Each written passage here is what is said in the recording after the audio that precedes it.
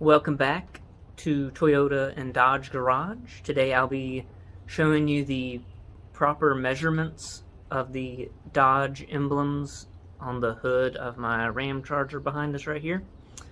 And it's pretty straightforward, but I'll just go ahead and show you the measurements in case any of y'all need to, redo the emblems after you paint your truck or anything like that, like I had to end up doing. And I do have, well, not much of a helper, but he is my little buddy Dozer down here.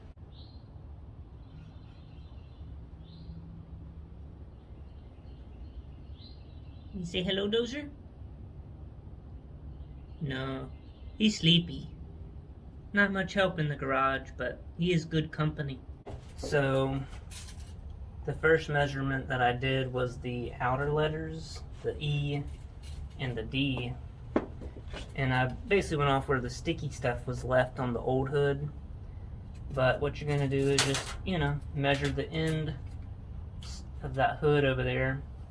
And go right to the bottom edge of this D.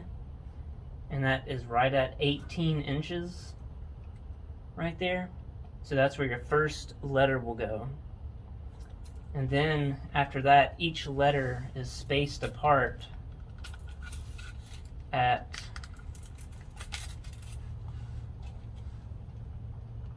right at 4 inches. So then you do your second letter, go to your third letter, 4 inches, 4 inches, 4 inches, and then this E on the end is also 18 inches to the edge of the hood right here. And that's pretty much it. You do need to keep the same height from this front lip of the hood. So I just measure right at the top of that bend where the hood starts to curve up. And they're all pretty much at 1 inch, except the center letter right here. It sits at about 1.5 inches above this lip right here. So once you get them all about 1 inch, that's pretty much it. You just get some 3M double-sided sticky tape and just lay them on the back of the letters. I will have some pictures of when I did do this.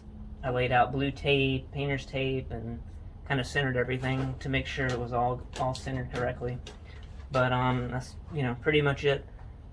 It'll help you get your letters all centered up if you need to repaint your Ram Charger or Dodge truck, from the 70s. But thanks for watching. Hit that like button. Please subscribe. And like I said, Dozer, he's still over there just laying down, but he is a good buddy.